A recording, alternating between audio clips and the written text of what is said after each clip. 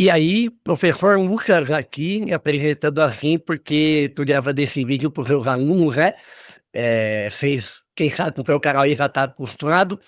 Mas, bom, hoje, trazendo esse vídeo público, né? Apesar de estar sendo feito para os meus alunos, porque eu quero ajudar eles, né? Eu estou orientando um trabalho que é escrever um artigo, e a parte que mais complica a vida das pessoas, inclusive a minha, é a parte da metodologia, né? Eu sempre falo que é uma pedra no sapato, então vou dar algumas dicas aí sobre a escrita da metodologia, e vou partir um pouco da minha experiência, né? Até usando alguns exemplos, né, meus.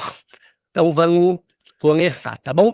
É, Aqui é um projeto de pesquisa que eu fiz ano passado, né? A nota ficou 9 e poucos de 10, então acho que tá bom, né? É, então, só mostrando o título, né? Eu sou da parte de História e Filosofia da Ciência, e aí no meu doutorado eu estou estudando a descoberta do formato da Terra, né? Que foi feita inicialmente matematicamente pelo Newton e pelo Huygens, tá bom? Então, o que eu tenho que falar aqui, né, para explicar a metodologia usando como exemplo, é que eu vou pegar o conhecimento sobre o formato da Terra e falar como que ele evoluiu, né? Eu até começo aqui, ó, falando que a discussão do formato da Terra é bastante antiga, né? E falo do Aristóteles, né? E dos pitagóricos, dos gregos. Então, vou falar da evolução do conhecimento sobre o formato da Terra, né? Então, isso aqui vai ser o último exemplo que eu vou dar. Então, gente, para você escrever a sua metodologia, é claro que você vai pensar, você vai ter um feeling, né, uma intuição do que você quer fazer, vai fazer um planejamento. Porque no trabalho acadêmico, você não pode simplesmente fazer o que deu na sua telha, ou dizer que você está fazendo o que deu na sua telha, né? Então, você precisa partir de algum referencial teórico, certo? Então, vamos aqui para a minha metodologia, né, desse artigo. Esse é um trabalho curto, então a metodologia não está muito longa, né? Mas vamos lá de exemplo. Então, eu usei, Victor, eu tenho até aqui impresso, né, esse trabalho que eu estou usando, o nome é Análise Documental, não vai dar para ver, né, do André Scheller, que está dentro de um livro, A Pesquisa Qualitativa, certo? É um capítulo. Bom, então, ó, mesmo que você vá fazer algo óbvio, você precisa, né, falar. Então, aqui no caso do meu trabalho, eu vou fazer uma análise documental. Eu vou pegar documento e eu vou ler. E como eu estou trabalhando com história, é claro que eu vou ter fontes primárias e fontes secundárias, né? Fonte primária é o original da época e fonte secundária é algum comentador, alguém posterior que não estava lá no dia, mas que comentou, né, esse evento, né, ou esse trabalho científico. Isso, gente, todo mundo sabe, né? Você precisa referenciar, né, quando você está escrevendo a metodologia. E aí, por isso que você acaba tendo que comparar, né, o que é dito na teoria e o que é dito, o que é feito na prática, né? Nesse trabalho, você precisa tentar aplicar, tá bom? Bom, então, aqui, ó, esse é o texto Análise Documental, André Fernandes, aponta que o documento escrito é uma fonte preciosa para todo pesquisador, sendo insubstituível em qualquer reconstituição referente ao passado. Pois não é raro que ele apresente a quase totalidade dos vestígios da atividade humana em determinadas épocas. Aqui, ó. Além disso, é graças ao documento que se pode operar um corte que favorece a observação da evolução de indivíduos, grupos, conceitos, conhecimentos, bem como o de sua gênese até os nossos dias. Então, gente, vejam, essa citação é perfeita para o meu trabalho, porque eu vou falar do conceito, né, da ideia do formato da Terra, desde sua gênese até os dias de hoje, como essa ideia evoluiu. Então, essa referência aqui que eu peguei, ela encaixa que nem uma luva porque eu vou fazer. Então, apesar de eu só estar falando que eu vou fazer uma análise documental, que eu vou ler documentos, eu peguei uma referência que ela encaixa, né, perfeitamente no meu trabalho. Então, isso melhora, né, o seu trabalho, embeleza, né, o seu trabalho também. Então essa é a ideia, né? Mesmo que você vá pegar algo trivial, ou que parece óbvio, ou até intuitivo, você sempre vai achar alguma referência boa para o seu trabalho, e aí você pode, e muitas vezes deve, né, usar essas referências, né? Então aí, ó, vamos prosseguir aqui. Ó, ainda de acordo com o autor, a pesquisa documental exige um esforço fino e inventivo quanto ao reconhecimento e avaliação dos depósitos, arquivos ou fontes potenciais de informação, sendo importante, na constituição do corpus de pesquisa, aprender a decodificar e utilizar os instrumentos de pesquisa preparados pelos arquivistas, a fim de assimilar a lógica que presidiu a classificação da documentação. E aí, aqui, ó, eu peguei a parte teórica, eu vou falar como que eu vou aplicar no meu trabalho aqui, ó. O que será importante na leitura dos arquivos de Huygens, que estão organizados em 21 tomos com mais de 1000 páginas cada. Então, eu estou falando aqui que eu tenho que entender o critério, né, dos arquivistas, a organização desses arquivos. E como eu vou ter que ler uma penca de artigo, né, de arquivo nessa pesquisa, né, as obras completas do Huygens, que são milhares de páginas, né, eu estou pegando o que o autor falou, dizendo que isso vai ser importante, que é um passo metodológico da minha pesquisa, que eu não vou só sair lendo tudo, que existe um método, né, por trás disso que vai ser feito. Aqui, ó, e a consulta exaustiva a trabalhos de outros pesquisadores que se debruçaram sobre objetos análises. Então, aqui entram, né, as fontes secundárias. Eu vou comparar o que eu estou pensando com o que outros falaram. Tanto para ver se eu não estou pensando muito fora, tanto para me ajudar a entender algumas coisas, e também para eu poder ver até que ponto o meu trabalho está sendo original, né? Então, isso também é muito importante na pesquisa, gente. Eu estava começando o meu trabalho fazendo uma coisa que um cara fez ano passado, né? E eu quase não tinha visto. E aí eu ia me dar muito mal se eu não tivesse percebido na minha pesquisa que alguém fez algo parecido com o que eu estava fazendo, né? Então você tem que sempre fazer uma varredura muito completa do que você está querendo pesquisar para ver o que já foi feito na área, para você não fazer algo que alguém já fez. Bom, enfim, então aqui, ó. Essa avaliação, que constitui a primeira etapa de toda a análise documental, é aplicada em 5 dimensões. Então aqui eu estou entrando na metodologia proposta, né, pelo Senner, né, que é esse autor aqui que eu estou seguindo. Então aqui, ó, contexto, autores, autenticidade e confiabilidade, natureza e lógica interna. Aí, ó, eu faço um resumão do que são essas etapas, né?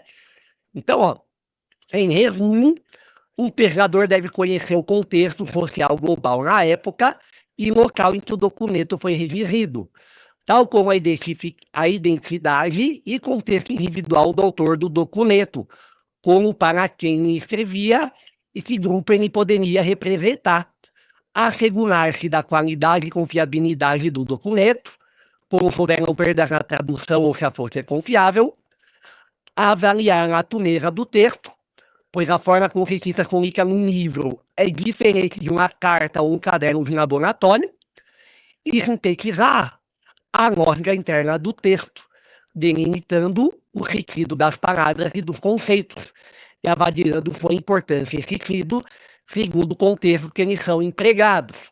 Vou pegar aqui um outro exemplo do Huygens, né? O Huygens, ele escrevia algumas coisas em código, então ele fazia uma descoberta, só que ele não queria publicar ainda, porque ele era perfeccionista e queria deixar o trabalho mais consolidado antes de trabalhar. Só que por causa disso aconteceu de roubarem, né, prioridades de descobertas que ele tinha feito e não publicou. Então ele fez algumas publicações em código. Aí quando alguém falou, opa, descobri isso aqui, o Roy, não. Eu descobri. Tá vendo esse código aqui que eu publiquei? Tá vendo aqui que eu descobri isso daqui. Então, você tem várias finalidades, né, para as coisas que são publicadas e todo um contexto que é importante. E é isso que eu estou dizendo aqui, né, com base no meu referencial teórico metodológico, tá bom? A análise do historiador, então, não se fecha num esquema indutivo, onde a combinação de fatos levam à conclusão indubitável. Então, um método indutivo, né, você parte de vários casos particulares para uma regra geral. Não é isso que acontece, eu não vou só juntando fragmentos e monto, né, uma história perfeita, certo? As fontes também podem ser usadas para confinar, invalidar e enriquecer as hipóteses levantadas no processo. As conclusões surgirão, então, a partir do encadeamento de ligações entre a problemática do pesquisador e os elementos do corpus documental, em um processo que Jung chamava de sincronicidade, ou seja, o moleto de uma forma de ideias ou pensamentos se une para formar uma explicação, né? Então aqui tem uma explicação da psicologia, né? Usando Jung, que é um clássico, né? Bom, então, ó, né? Em relação às fontes, na presente pesquisa, as fontes primárias são os textos originais escritos por Huygens, Newton e eventualmente Clairaut e Laupertuis, que são outros autores, né, que resolveram aí a treta do debate do formato da Terra, né? Serão as obras publicadas ou cartas trocadas e os principais periódicos da época. Então, eu falo das primeiras revistas científicas, né? A Philosophical Transactions e o Jornal de Savant. E as memórias da Academia Francesa de Ciências. Já as fontes secundárias, escritas por coletadores, como esses daqui, aqui é um projeto de pesquisa, né? Então, eu tinha que mostrar que eu conheço, né, autores relevantes do meio. Eu não tinha espaço por causa do limite de para falar nada, então eu só mencionei que eu conheço, né, esses autores, certo? Tá. E aí, ó, falei que os coletadores, ó, para que vai servir os coletadores, ó, serão utilizados na construção do contexto histórico anterior e posterior.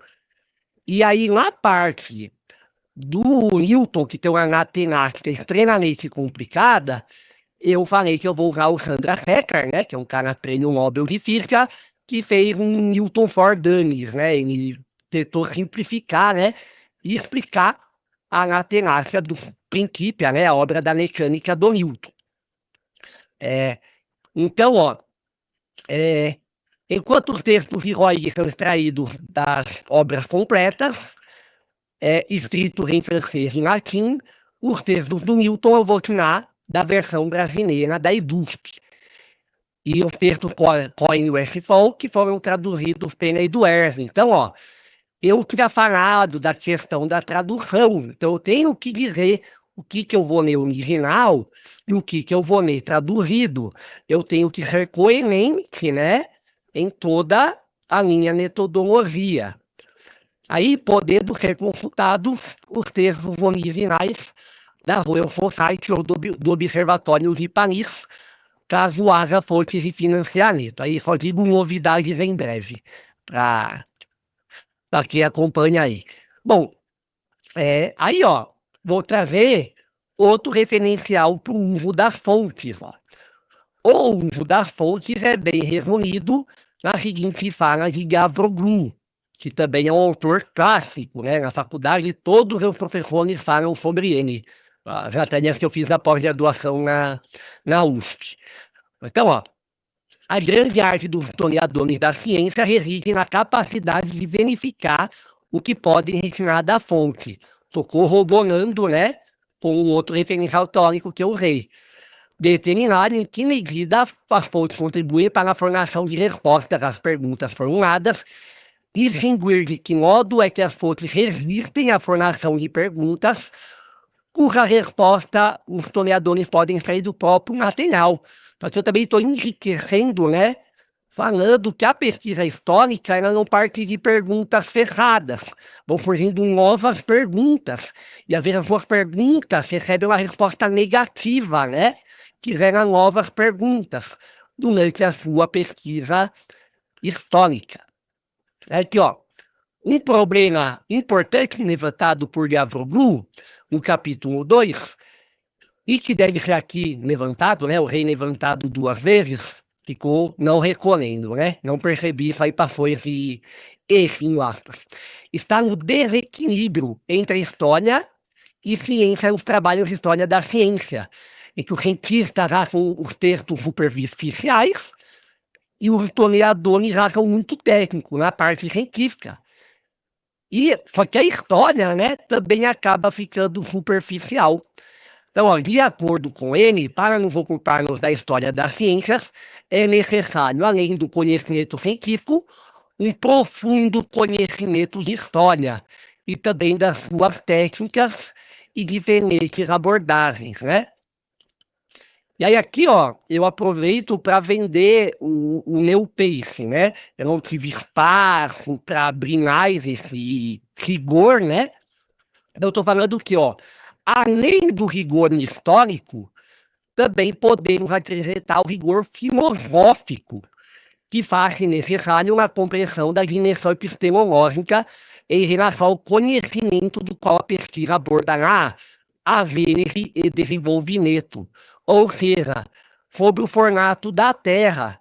Então, eu adiciono aqui, e nesse caso por conta própria, né, a questão filosófica também, né, falando da dimensão epistemológica, de como se dá o conhecimento, né, humano sobre o formato da Terra.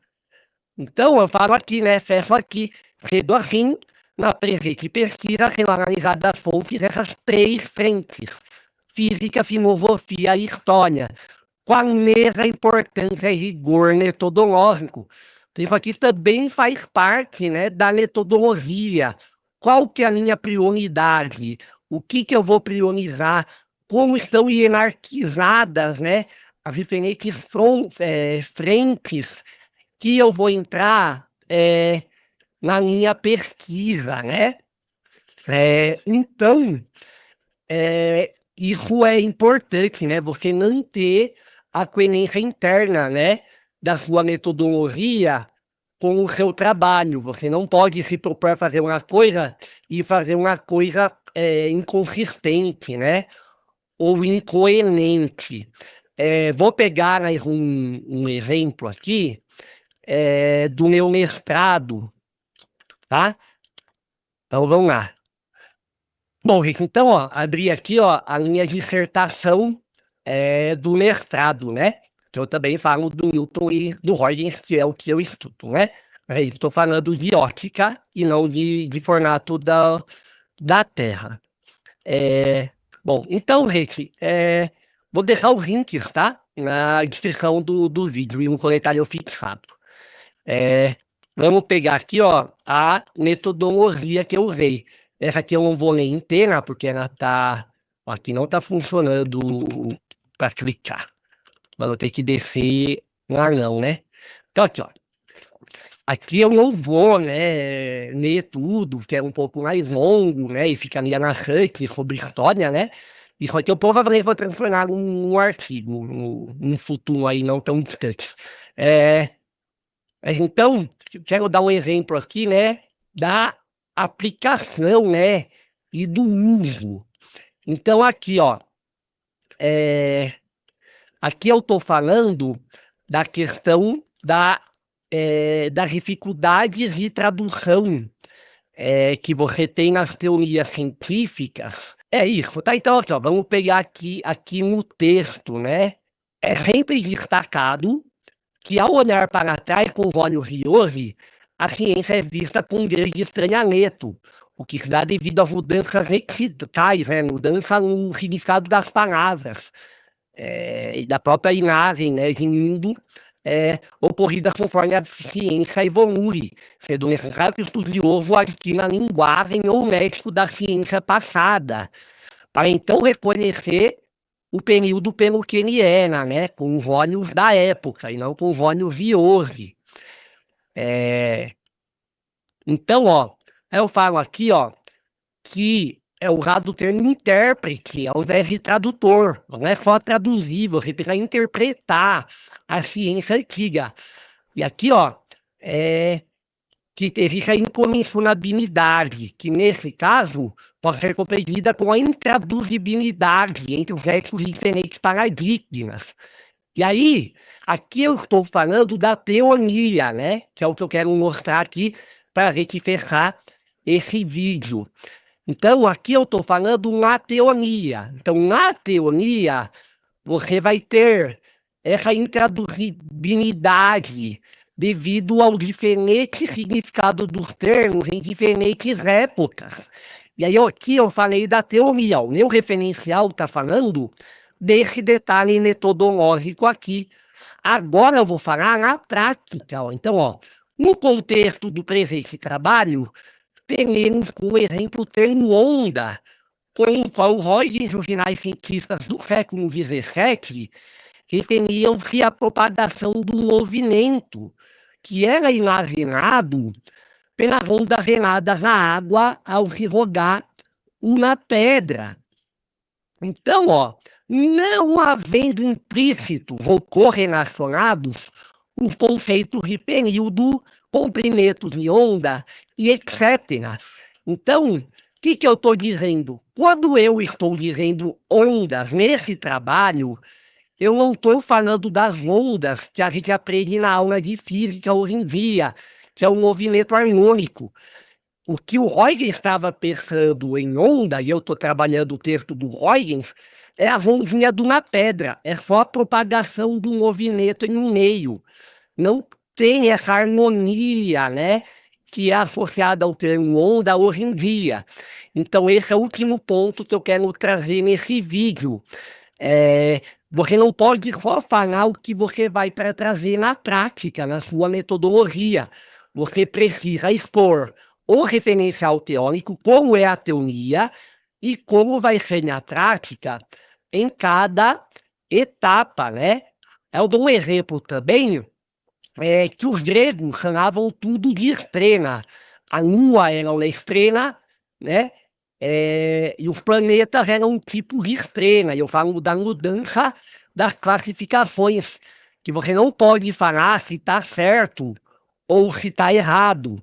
Eu vou dar como exemplo o espaço, né, para Descartes, que é diferente do espaço do Newton, que é diferente do espaço influenciado pelo Einstein que tem hoje em dia. Então, eu passo a teoria e falo da aplicação no trabalho, certo? Então, eu abri esse outro aqui para mostrar essa questão de você estar sempre ligando, né, a teoria com a prática. Então, mesmo que você vá fazer algo considerado óbvio ou intuitivo, você precisa partir do referencial teórico para ir falar da prática que você vai fazer, tá bom? Bom, gente, então é isso, né? Aí mais de 20 minutos, né, falando da metodologia, usando como exemplo aí trabalhos meus, né? Então, espero que tenha dado aí para ajudar vocês. Qualquer dúvida, podem perguntar aí nos comentários, né? Que eu estou sempre lendo. Vou deixar também algum vídeo aí para vocês clicarem na tela. Se inscreve no canal, quem não é inscrito. E meus alunos podem tirar dúvida comigo pelas plataformas da Universo, tá bom? Então, isso aí, gente. Nos vemos na próxima. Tchau, tchau.